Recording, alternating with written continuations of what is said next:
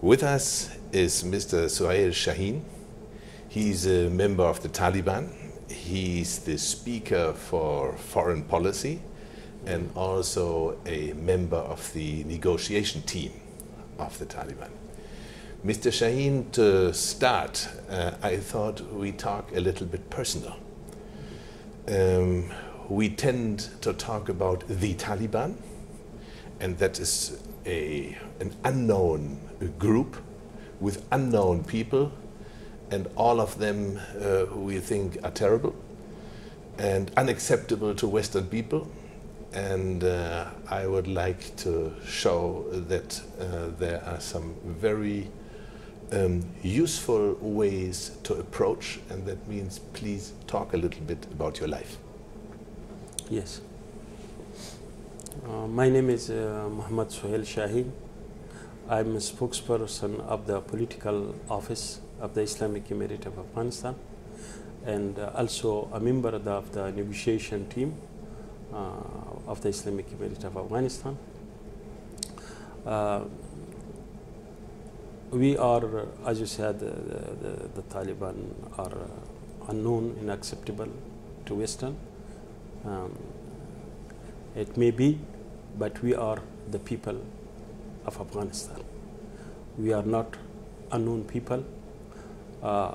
We are from the Mujahideen. We were used to fight against the occupation of the former Soviet Union, the Red Army. At that time, it was the Western media who showered us with such praises and called us the freedom fighters. But today we are doing the same thing. We are struggling for the liberation of our country and against the occupation. We are unacceptable and we are terrible. But while we want the same values, the same thing which the Western, maybe people or any human being in the world wants, and that is a freedom of their country to live in an independent country and to have the authority to decide, to make decision, economic decision, political decision on their own. That is what we want. So that is not acceptable to them. That is why we think they should reconsider their way of thinking. We are not terrible people. We are just human beings like others. We want the same values which other people want, and that is independence of our country, and also at the same time we want development and prosperity our people, and also cooperation with all other countries to instruct our country. That is we are. Thank you. Let's get a little bit personal just for a short while. Are you married? Do you have children? Do you have brothers and sisters? Yes. How many children? I'm married. Yeah. I have children. Yeah. I have sisters. Yeah. I have brothers. I have a big family. Yeah. So just any person in Afghanistan, I am a part of them, and I have a family life, yes. May I ask, do you have several wives or just one? I have 2 wives. 2 wives. Yes. Based on Islamic rule, I Yeah, can exactly. have 4, Yeah. but I have Yeah. 2. You said you took part in the war against the Soviet Union. Did your family suffer losses in this fight? Did you lose family members due to the war? Yes. I have lost members of our relatives. And how many, roughly? A few Yeah. of our relatives we have lost during the Yeah. war, yes. And now during the recent fighting against the NATO forces, you also lost members of your family? NATO forces, of course, we have suffered, but not lost. Not lost. Yes, but suffered. Yes. Yeah, yeah. If we look at your life now, are you permanently staying in Qatar, or where are you mainly based? I'm based in Qatar along with my family. Yeah, along with the family? Yes, yes. Yes. So you're in fact full-time readiness for negotiations, for talks, for work here in Qatar? Yeah. Yeah. Yes. On behalf of the struggle in Afghanistan. Yeah, yeah. We have opened office here in Qatar. The decision was taken by our supreme leader, the Amir al-Mu'mineen, Mullah Muhammad Umar Mujahid, and he said we want the resolution of the Afghan issue. If it is done through talks in peaceful means, that is the better solution. And for that, he opened the office, took the decision to open office here in Qatar. That no one will say there is no venue to approach the Taliban, because we do not can't find them.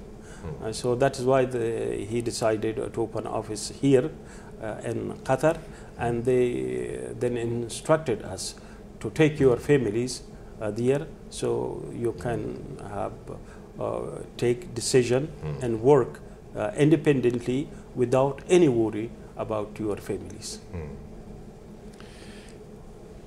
You said we want the same things as other people also want in the world. Yeah. You know, I will tell you a little story. When I got the only visa the Taliban issued after 9/11, by the decision of the Taliban leadership at that time in 2001, I went to see Nur Ali in Kabul, who was then something like a kind of secret service minister in the Taliban government. And it was just a few days before the Taliban left Kabul. And we were sitting in a group of people, and all of them very strong, very serious people. And he asked me, we had asked for this, I had asked for a meeting. He was there ready to do the meeting, and it was about a paper we should get that we can move around freely. So if we are controlled, we can show something that this is okay. We are not spies or something like this. The Northern Alliance was already proceeding towards Kabul. So Nur Ali asked me, what have the Taliban done wrong? I thought this a very astonishing question. It was very open and very normal, as if this is not war, this is not about, you know, destroying, annihilating the Taliban, as if not NATO forces were bombing all kinds of places in Afghanistan, mainly civilian. Also the big hospital in Kabul was bombed intentionally, of course, we know this. And I said, do you want an honest answer, or do you want a diplomatic answer? And he said, I want the truth, please. And I was astonished again. And I thought this was a very good approach. I felt I had confidence in this man. And then I said, well, you know, some taxi drivers were beaten up because they were listening to Indian audio cassettes that was not allowed. Then when they were controlled, the length of their beards was measured. And again, maybe a beating if it was too short. And then there was a kind of tough oppression in many cases. And I watched the man. And while I said this, he was holding his teacup. His head went down and down and down. And I thought again, what a nice man. He was very honest. You could see he was accepting the Taliban had done something wrong.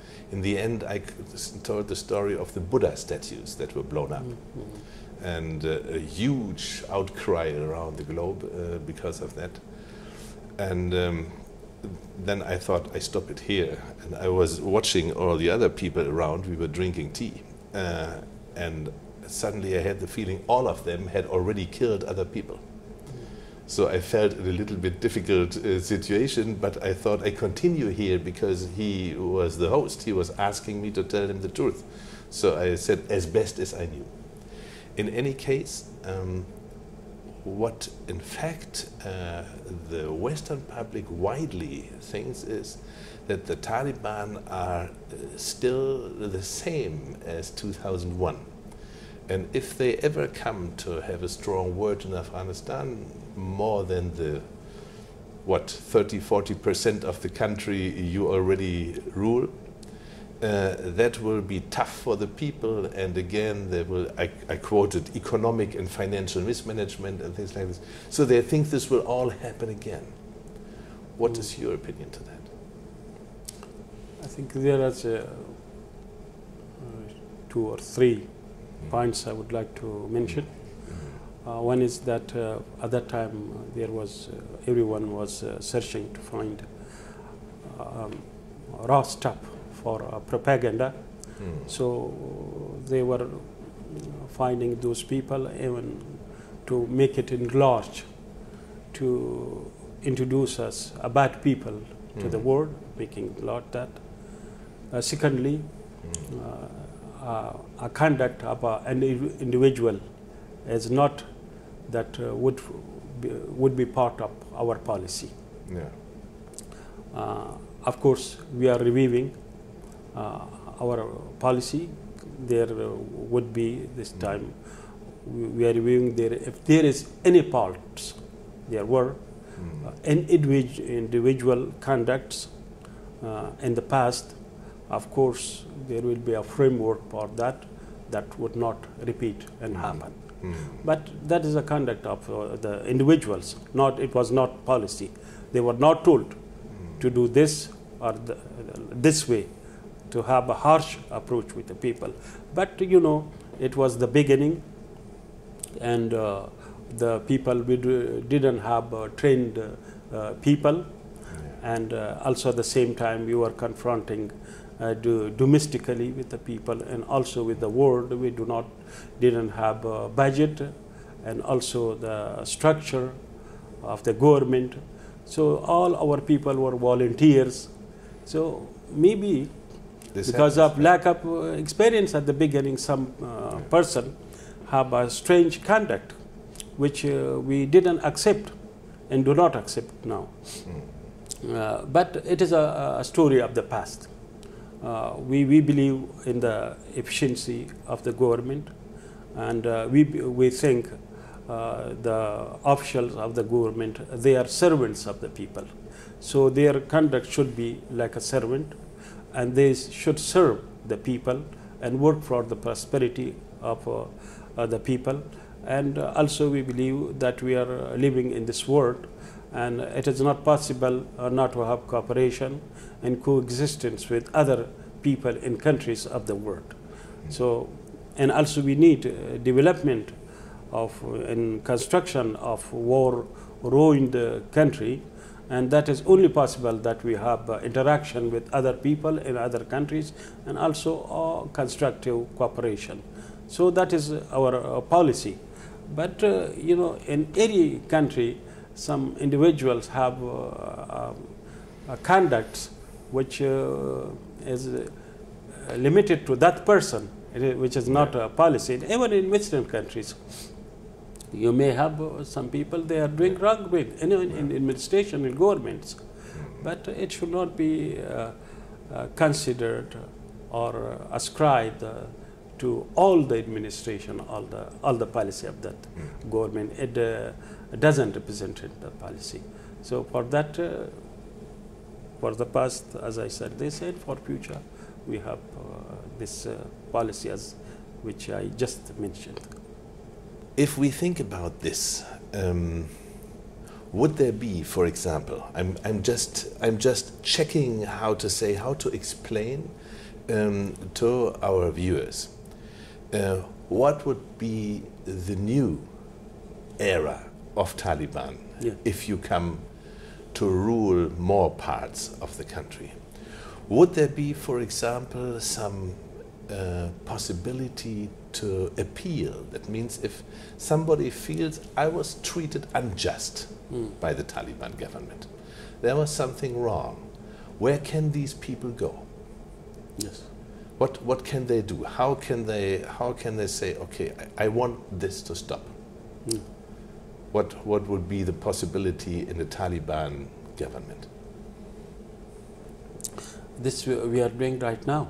Yeah, I understand this because you are already ruling 30%, 40%. 70% of the territory. Yeah. We have a department for that, which is called Complaints and Grievance Department, and they have their numbers publicly displayed in the media.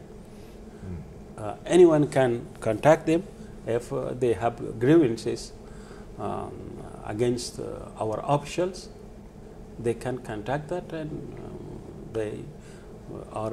their grievances are addressed. So it is very important because the well-being of the people and their grievances, they have full right that we address them, and for that reason, for this necessity, we have created this department, and they have full stop in all over the country. Are there death penalties again in nowadays, in this time, in these parts of Afghanistan where the Taliban are ruling? Do you have to punish with the highest punishment, loss of life, some crimes which are there? Which crimes are this? How often does this happen? Roughly? Yes, roughly we have a court system. Yeah. And our court system is so much credible that even people from the main cities, the Kabul city and other provincial cities, they take their cases to our courts because they believe they are not, the judges are not corrupt, and everything is transparent, and it is their cases swiftly finished in a few days, while in the Kabul administration courts they have to wait for years. So that's why they are taken.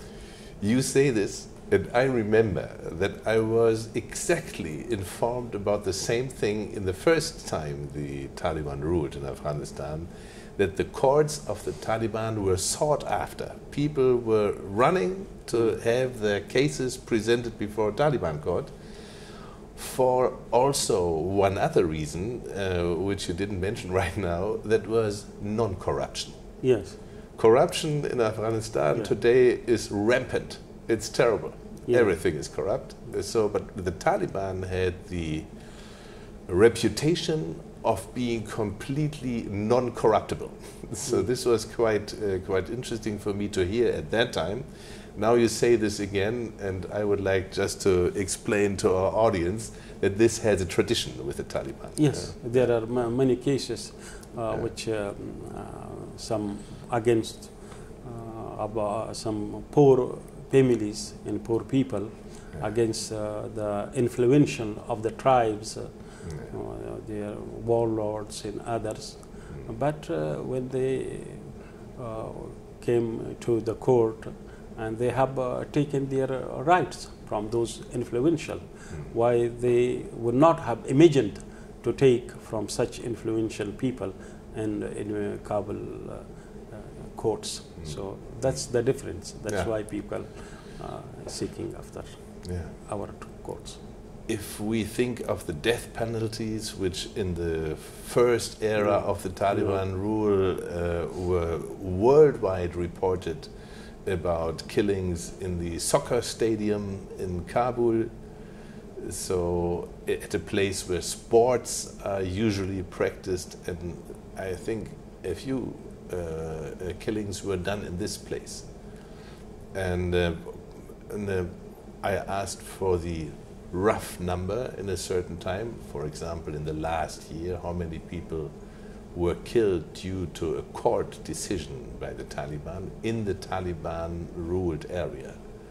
Do you have any idea about this? No, I don't have this numbers. Yeah. Whether it is they are killed or not killed, because. But I know our courts are working in our control areas, and the people are very happy. Not the people who are living in our areas, but also the people who are not out of our areas in the Kabul administration areas and the main cities. They are coming there, and they take all kind of cases to our courts. So that means the approach of the people. Oh, yeah, and are these cases sometimes involving such a difficult situation that maybe the Taliban court will rule that this person has to be punished with death penalty? Does this happen? People come from outside and they say this is the case and they present it, and then it comes out, well, this person truly has killed another person or done some other offense. Yeah, it is based on the cases, special cases. We do not know what kind of cases. Then the judge studies all the cases. They summon the witnesses and studies all aspects of a case, and they have consultation among themselves. The judges, they have their own consultation, and every legal points they consider. After that, they pass their decision. But there is also a right of appeal to the people to have appeal to a higher court, and then to another court. So there is not one court. Yeah. Is there, in the end, a possibility to appeal to the head of the Taliban, the number one, so to say, the Amir al-Mu'minin? Maybe that's right. But first, when there's the primary court, they go to a higher court, to a high court, and to another court. They will complete this process. Yeah, of course. They have to go through the steps. The steps, yes. There is a legal system. And after that, they have, of course, appeal. I know I'm asking you all the wrong questions because you're a foreign policy expert. So thanks for answering anyway. But this is the number one chance I have to talk to the Taliban. So please proceed. Yes. May I ask your rough guess?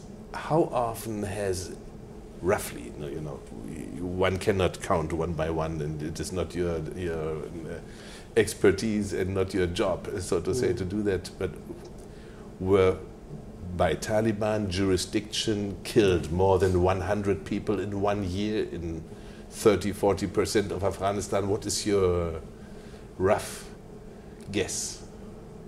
I don't know. No idea. No idea. That's yes. We leave it there. If it is, then we can ask our courts department, and they say how many cases you have taken this decision about them, what they are, and they may provide that. If you want, then I can send it to you. But I don't know, because we are in the political office. So we are not involved in the legal system.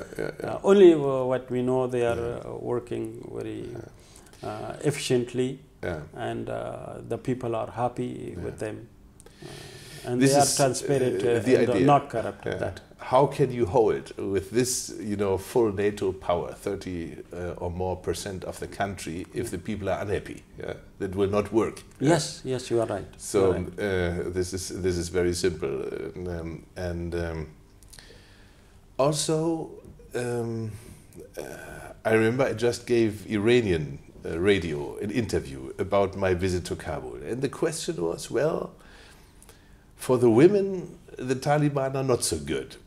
So I thought, how can the Taliban be so strong and fighting so efficiently against a power with a technology difference which is much larger than the Soviet Union? Yes. At the Soviet Union time, it was something like Middle Ages, sometimes when, you know, the peasants are using the cows to plow their fields, and I saw this and I was very touched by this. And simple Kalashnikov weapons, RPG, this kind of thing. And now we have all this kind of drones and you know, infrared things. I was in Bagram and I saw all these screens they have, and one German officer came and said, now we have just finished this Taliban head of a group, and they have done this electronically. In fact, they have found out where he is, and then they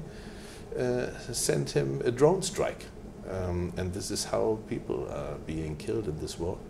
So if the families were completely unhappy, my idea is, how can you fight? How do you think about this, this domestic situation? Are the Taliban, you know, strongly oppressing their women at home? No. First, how would you describe that to a Western foreigner who is briefed with bad news about the Taliban? Yes.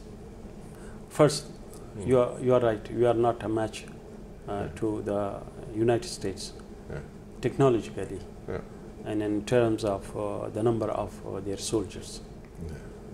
But they are also not a match to us in our strong determination and faith in our people and our country liberation, and also in our Islamic ideology. And because we want, it is our legitimate right to have an independent country. It is our country. We do not have any other country. And it is also our belief that we have not invaded any other country. It is other people who invaded our country. We are not in their country. They are in our country. They have taken our rights. And so we see it our legitimate right. And we have no other option, just to fight for our survival in our country, where we can practice our religion, our faith, and have liberation to take our political and economic decision, and to determine about our fate. That's all right. And about you said our family. Yes, we have a family system. And that system, the elders are respected, and the women are respected, you know, based on the Islamic rules. It is the mother under whose steps is the paradise. It is allegorical, which means if you serve your mother, you will find a paradise. And also a respect to women. And at the same time, there is a propaganda that Taliban are not good to women. Yes, there is a propaganda. But we admit all basic rights of women, whether it is a right to education, to work, to start a business, to become an official, to work in an office. Only they have to observe a hijab. By that means they can have their face open, but hijab, so you know, it is no bukra, no bukra, hijab is different from bukra. They may have, if they want a bukra, it's up to them. but the minimum required is hijab. If that's hijab, they can work and they can get education, and they have their right to choose their husband. That is their rights. All basic rights we do admit to women. But of course, the society of Afghanistan and Western is a different society. Of course. So if someone wants to impose the same culture and the same thing on Afghanistan, I think it will not be rational. As we also do not want to impose our culture and our on Western society.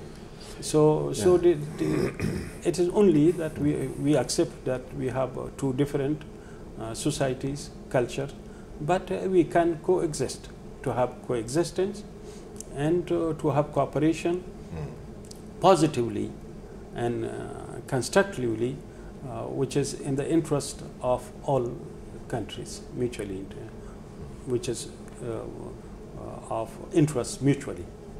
When I analyze the strength of the Afghan people towards all these three superpowers, first the British Empire, then the Soviet Empire, now the Western Empire, I would say, NATO led by the US.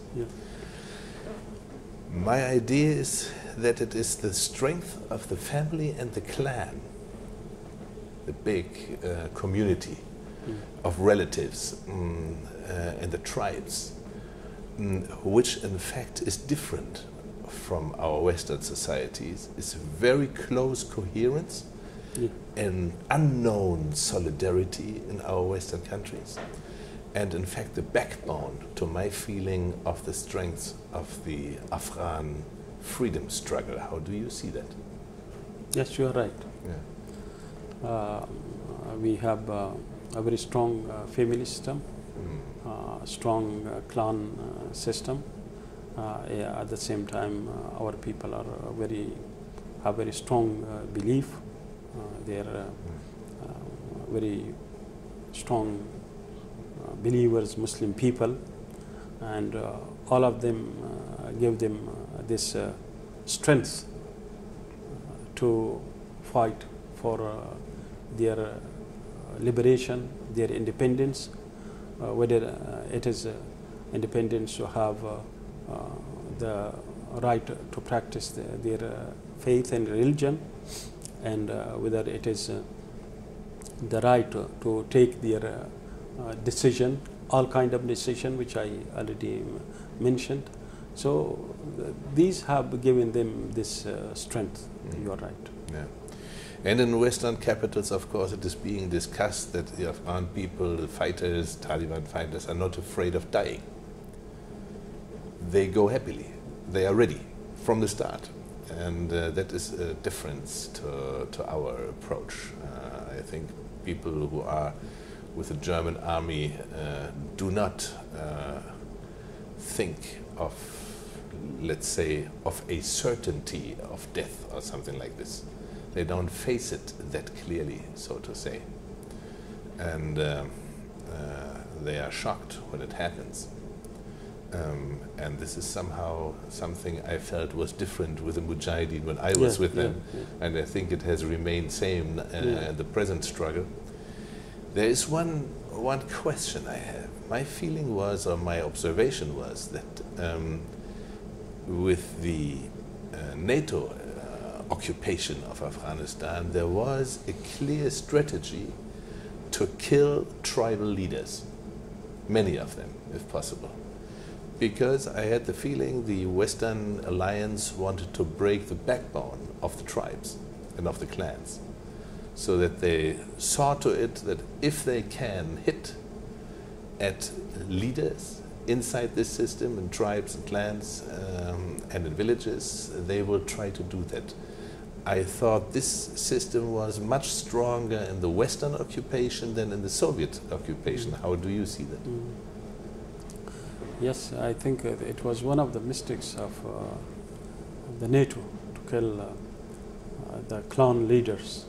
And by that, which they have a very wrong analysis that by that they will break the resistance. Now the resistance is with a new generation of young people. Yeah. And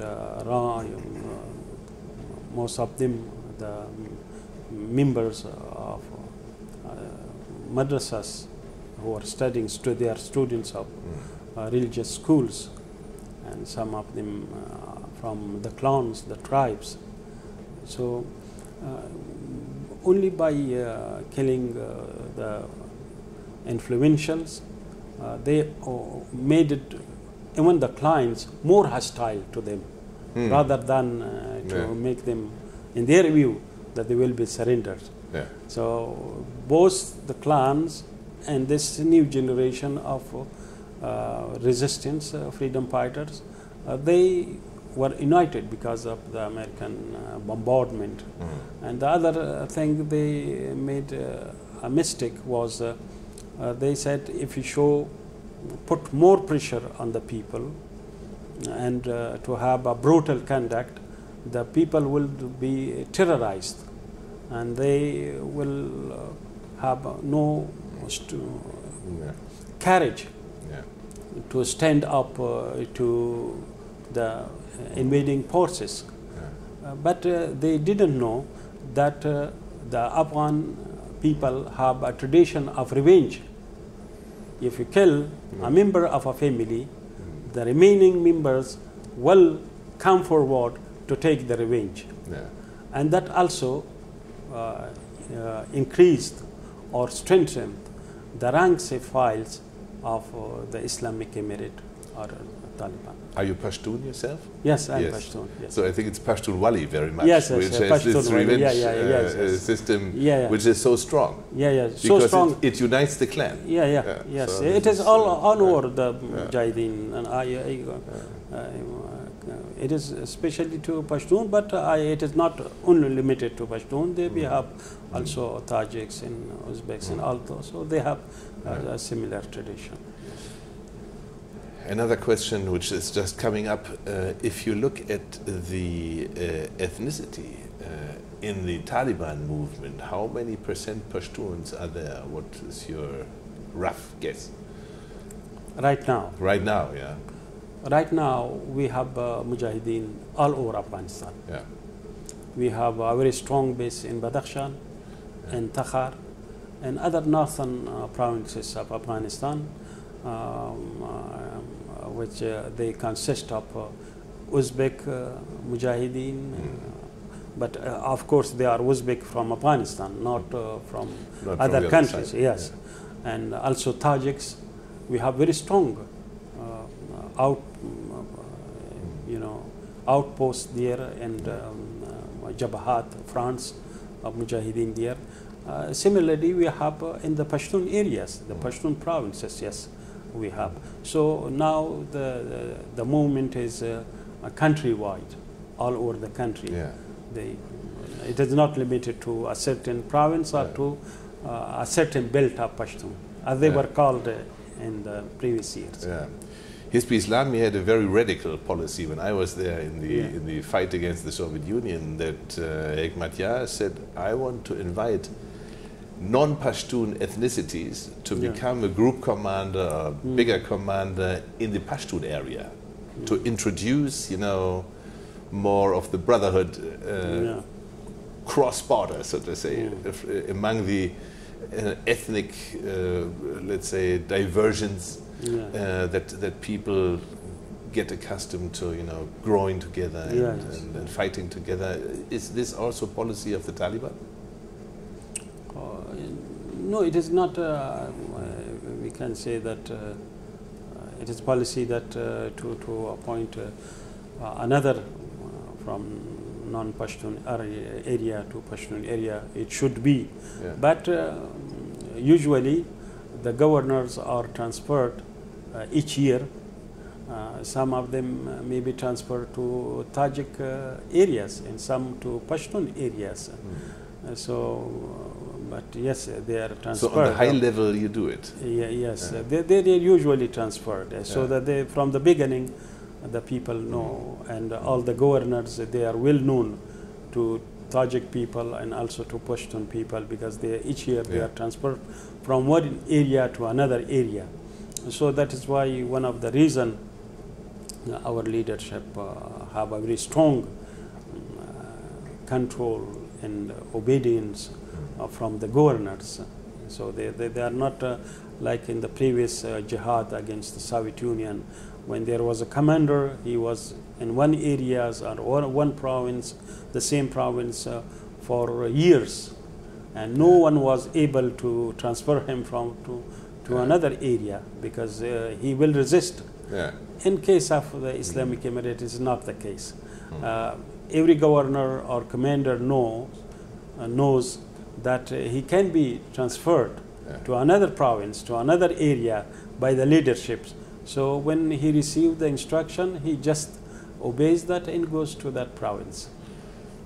That's tough, because these regional leaders were little kings in the past. Yeah. Yes, So it now was really very hard to rule them and to make a disciplined body out of them. Right, yes. That we have this better experience of the past. We do not want to repeat that, and to make commanders allow unto himself, or to make them, as you said, king. Yeah. So then, as a result of that, the people will suffer, and they will do very wrong things to the people. So in order to make the justice be prevalent, it is important that the commanders be transferred from place to other places. So the commanders and the governors, they will know, if I do not serve the people, so there will be complaints against me to the Department of Grievances. So I would be transferred immediately. So my next change will not be so happy. Yeah. Yes. Right. So if we slightly approach towards your subject, foreign policy, there's some big fear among the neighbors of Afghanistan that if the Taliban rule, you will try to export your Islamic revolution, especially to the crisis-ridden former Soviet republics in the north, but also other areas where the governments are afraid the Taliban are ruling. Will we have, traveling mullahs and influence and fighters going to and from? Will we be destabilized by establishment of the emirate? No, that is maybe a propaganda or some rumors, but it's not a reality and not our policy. And our neighbors now know that. All our neighbors know that. Because we are, fighting against the Daesh, which is intending to export their ideas. Yeah. And our policy is that we think we would have a stable Afghanistan if we have a good relation with neighbors and have stable neighbors. Yeah. Otherwise, we would not have a stable Afghanistan. Exactly. Yeah. That is our policy, and that we think is good for us and for them. And we have contacts with all our neighbors. We have contacts, interaction with the Russian Federation, with China, with other neighboring countries, all of them. So it is important that they know our policy, and they know that. And we also know their policy, their intention. I think it is good for all of us that to have a peaceful coexistence. It will be good for the region and also for the whole world, for peace and stability. For China is a very vital question with the Muslims they have and the huge, oppression business. This is also going on there. Yeah. And as we all understand, the CIA is working on this case too, along the old established lines they have always used. So if the Taliban would not, adhere to these principles, there would be immediately difficulties with China. Are you aware of this how to say, sensitive spot of Chinese policy. Yeah, we have contracts with China. Yeah. Right now, they are planning to hold a peace conference in China, in which we are also invited from the political office, and also from Afghanistan. The politicians are invited. So it's in an Afghanistan peace conference. Yes, it is like the same line which was held in Moscow. Yeah, okay. Yes, of course, some well-known politician from Afghanistan, famous, they are invited to that conference, and then we will have, I think, within the next 2 weeks. So yes, so they know that the Islamic Emirate of Afghanistan is focused on the liberation of the country, and they want to have stability in Afghanistan and also in the region, because otherwise we will have this chaos to continue for. We do not want that. If you mention this conference in China, yes. Do you think Moscow and Beijing are competing about influence in Afghanistan? No, I don't think they are competing. I think they are cooperating. Yes. Among each other also? Yes, they are cooperating with each other in order to bring about peace in Afghanistan. And I think they want that the foreign troops withdraw from Afghanistan. They see it in their interest. Yeah. And it is also in our interest and the interest of the people of Afghanistan that the foreign troops withdraw from Afghanistan. And also I see it in the interest of the West and also the America to close the chapter of war, hostility, destruction, bloodshed in Afghanistan, and open another chapter, which is a chapter of cooperation, construction, and coexistence, and a good relation with Afghanistan. We have made this clear to the Americans, to their negotiation team. I think that is good for both. If they do not accept, so this is up to them. But we have made open whether they come to the peaceful solution, it is open. If they come to the field of the battle, it is open to them. But we think it is better for both of us to have a peaceful solution of the Afghan issue and start another chapter. But anyway, one can't impose anything on another. That is up to them. Yeah, yeah. What is the American reaction to these conferences? Do you feel anything there in your contacts with the American negotiators on events in Moscow and maybe then later China? I have not seen any reaction so far about the China's holding this conference. But before that, the China has played a positive role in peace in Afghanistan. China has contact with USA and also with Kabul and with Russia. And before that, we have had conferences in Moscow. Yeah. And all well-known politicians from Afghanistan, including Mr. Karzai, they had participated in that conference. So it is one of the series of those conferences which is to be held in China. I think if the Americans want to resolve the issue peacefully, it is a good help that such conferences to the peace and stability in Afghanistan. But now, as you know, we have concluded the peace agreement and also the annexes of which is called the plan of action. We have completed It is a copy of that is with the state of Qatar.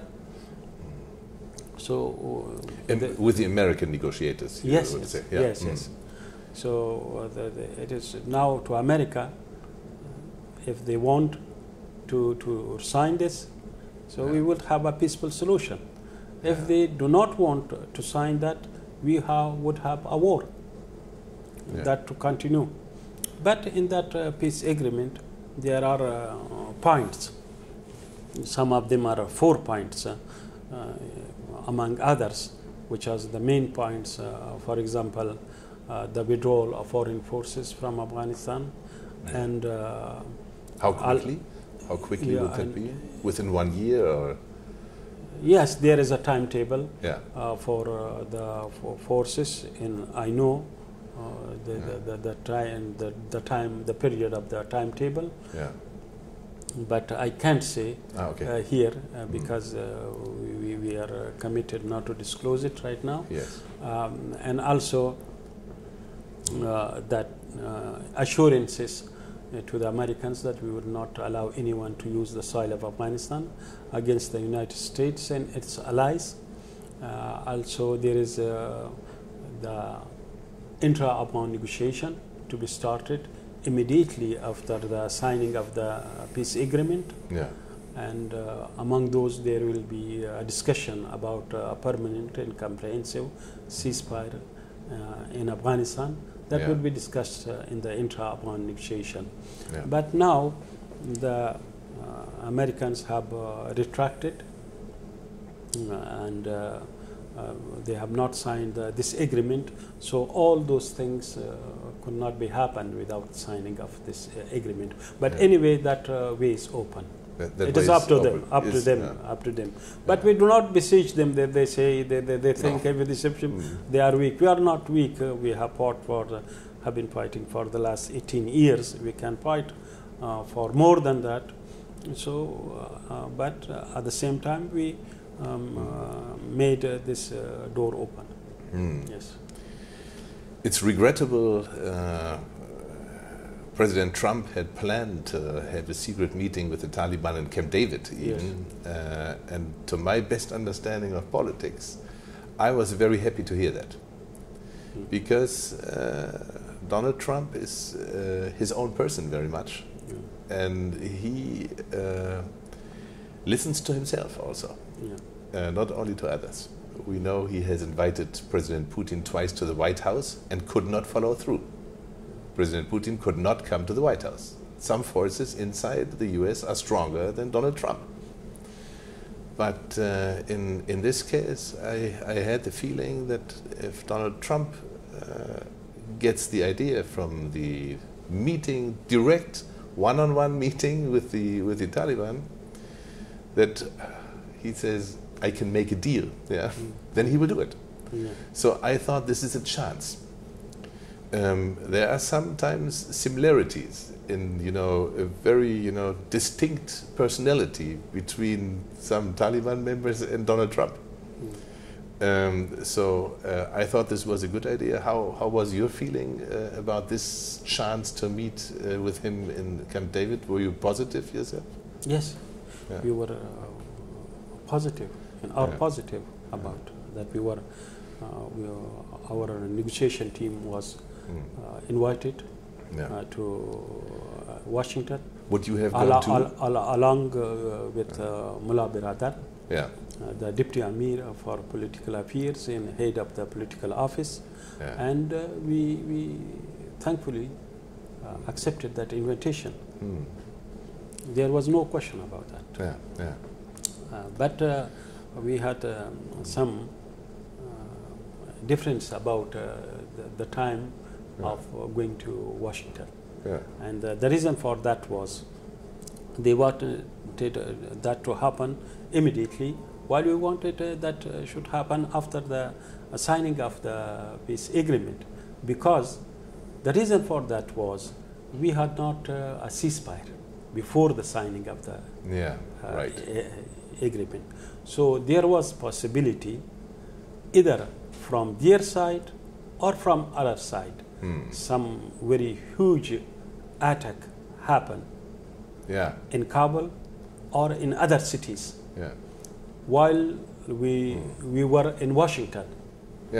So that would have left a very negative impact on our visit. So we wanted first to sign the agreement, and there would be a ceasefire. So we will be assured that nothing happens in that time. That nothing happens that time. Only we will talk about future, and so that will create a conducive, a very good atmosphere. But before that, it was not possible because they were attacking us and we were attacking them or retaliating. So that was not a good atmosphere. Why they didn't know this, I don't know. But in our view, we wanted to have take a precautious steps, which is good for them and also for us and also for future future relations. What would have happened if there were such attacks and we were there? And what the media say, what we would have? And in fact, that happened. There was the big attack in Kabul on the Green Zone, which caused, for example, the German embassy to completely empty their staff. We don't have a military attaché. We don't have a deputy military attaché in the German embassy right now. So I joked when I came to Kabul that the German army is headless in Afghanistan. So we have all this kind of result from this heavy attack. Well, one thing I would like to make clear, it is not our policy to attack embassies, and also we have had a very good relation with Germany during Zahir Shah time and after those Daud Khan time. And the Afghan people have a very good perception of German people. Is this still? Yes, still so? yes. Still there. In spite of our NATO complicity in this? Still there. That is why we are have some, complaints from them. Why you are not expected to be a part of the invaders. We didn't expect you. Exactly. We expected you nothing than a good thing to the Afghans, to the Afghan country. So it was beyond our expectation. The very sad point of my life, because I was struggling in Germany against our participation. Against our expectation. That is one of our, clear. You can say a complaint, we can say, or something. So this attack was not made by the Taliban, or did the Taliban did it and do it and warn the diplomats? Because I heard that diplomats were not touched by this attack, and people in Kabul had the feeling there was a warning for the diplomats to go away because something would happen. About this specific attack of May. And it was, I think, in May. Yes, in May. So I know about this because after that we had some Germans. We have contacts with them, and they contacted us. We contacted our leadership, and our deputy Amir. He issued in his own voice a statement refuting this attack and rejecting that we are involved in this attack. And they said, you can assure them we are not have not carried out this attack. There was some accusation at that time. I remember that it was some said it was done by the NDS in order to malign the Taliban, and some things accuse other countries. NDS is National Department of Intelligence. Ah, yeah, okay. Yeah. Yeah, yeah. So other countries, Yeah. but and we also at that time issued statement, written statement rejecting this claim. Yeah.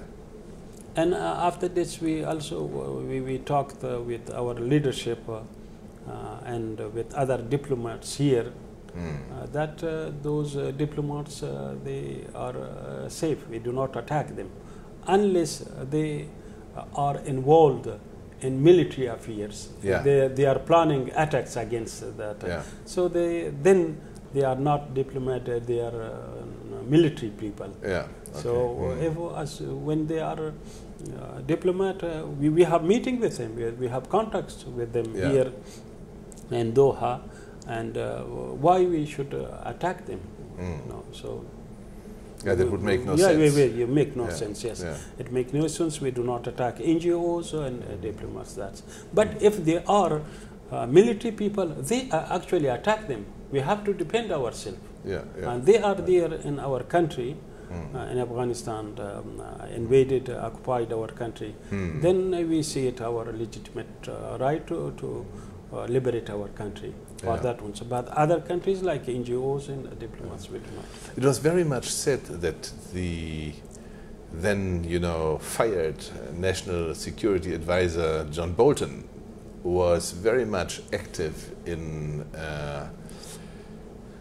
destroying a peaceful process. He wanted to strengthen the American troops in Afghanistan. He wanted, in fact, to increase the violence and not decrease it.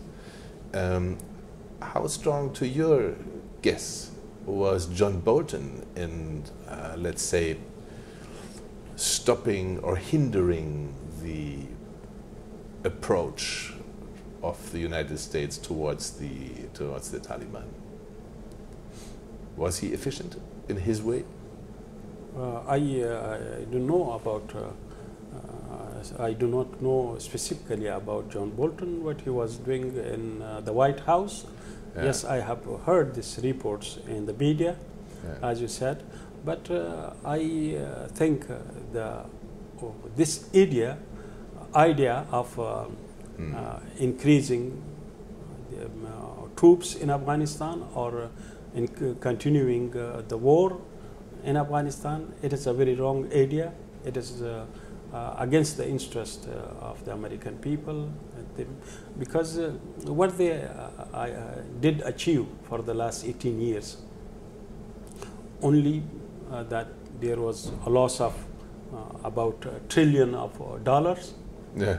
which they would have used it for the development and for the welfare of the American people. And also they destroyed Afghanistan, and also they lost their credibility.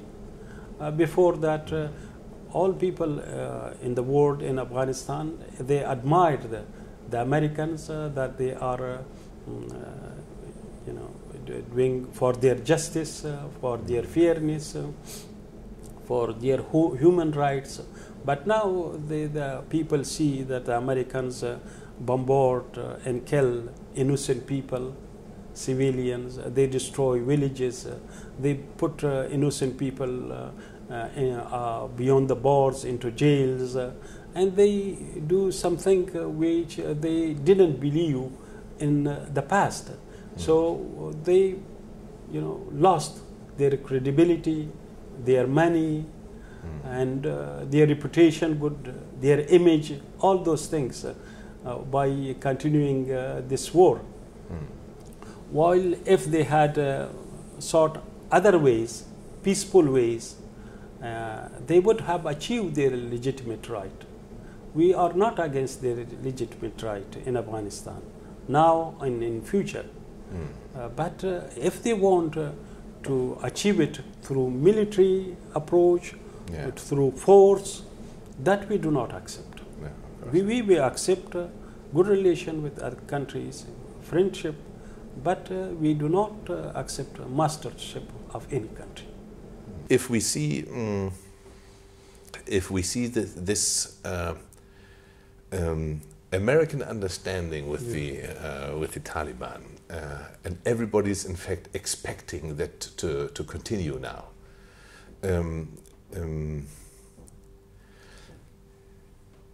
Do you have the feeling you can trust? Do you think that Western countries will keep their promises and they will truly stop interfering?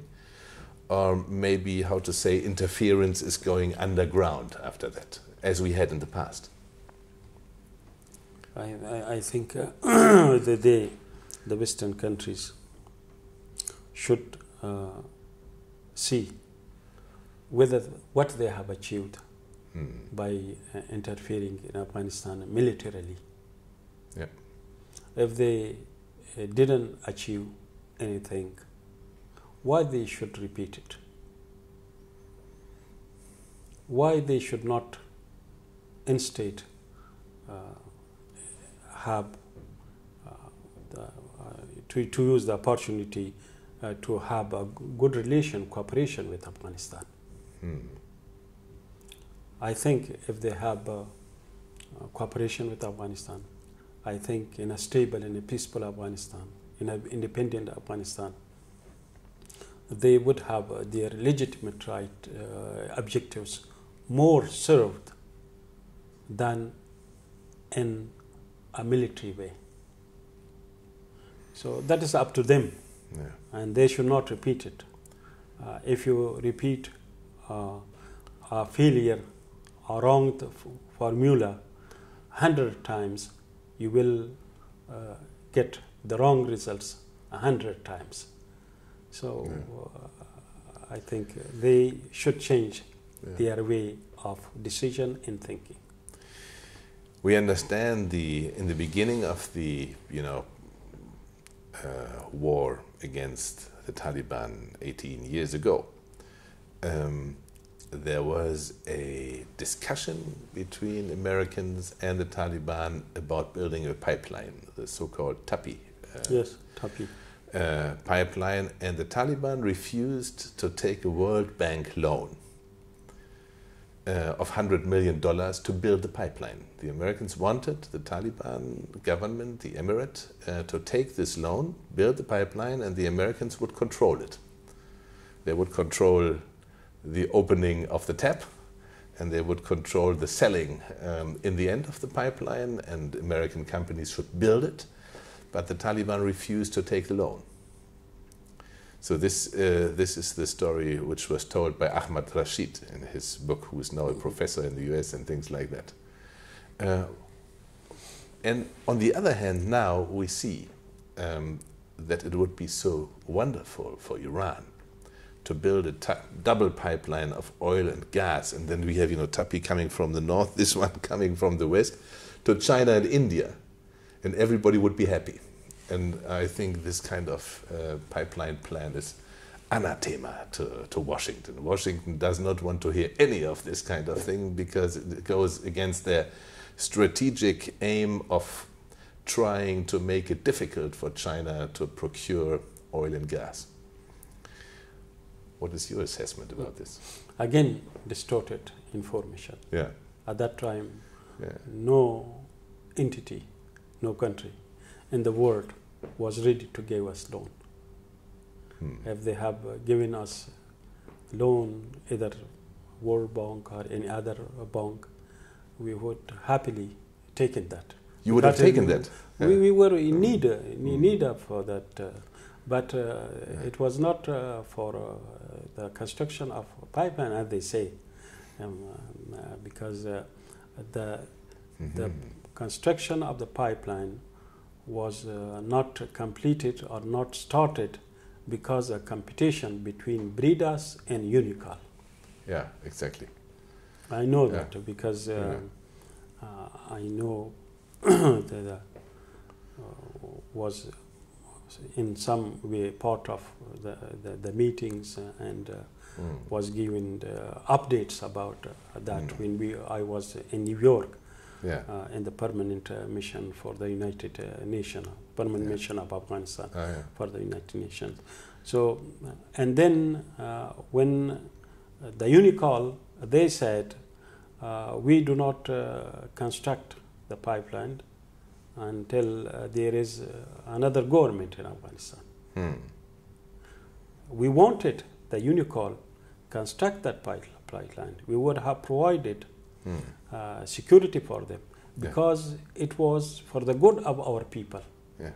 It would have brought work for our people. Work, money. Money for our people, which we at that time very much needed. Yes, exactly.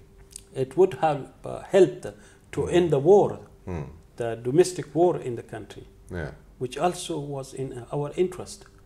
Why we should be against that, which is actually in our interest? But it is part of propaganda to make the Taliban that they do not want construction of pipeline and all those things. But now, right now, the pipeline is constructed about 650 kilometers in areas under our control. Yeah. And we have made announcement for all that we are ready to provide the security. We are providing the security to start the work, and they have already started.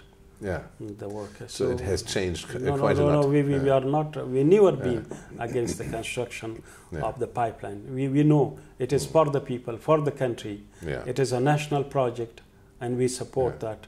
So, but we can say we are victims of propaganda. And if we look at this west to east double pipeline from Iran to China and India, if Iran would like to do something like this to enhance its experts under a sanctions regime by Washington, would the Emirate of Afghanistan support such a pipeline too? So we have our own national interest, our own country, our own people, prosperity. We consider this. We want this pipeline to be constructed in Afghanistan, and this pipeline should be extended to Pakistan and to India. And to China. And to China, yes. This is we are focusing on our own national interests. That's our policy. So no objection against Iran delivering through Afghanistan? They have their own interests, their own programs. That is up to them. But as for us, we are focused all national projects which we support, which is in the interest of our people. If we come to a final word from your side, to an audience unaccustomed to original Taliban voices, without any propaganda, any dirty tricks, any editing or something like this, what would be your word towards your audience today? Yes. My word is that, like you, we are not terrorists. We are people like you, human beings, with the same feelings, with the same necessities, sharing the same values, which are to have an independent country, to have prosperity, to have development, and to have coexistence with all other countries. But you fortunately, we deprived of this independence, while you are enjoying those things. We are deprived, and the reason for our deprivation is the presence of foreign troops in Afghanistan. They impose their own decisions on us. They go out from our country and leave us to run our country. But if they have any concern, we are ready to address their concern. And these concerns are addressed in the written peace agreement. But it is they have retracted from their words. Otherwise, we want to have a good relation and to contribute to stability and peace of the region and the world. Thank you very much. Yeah.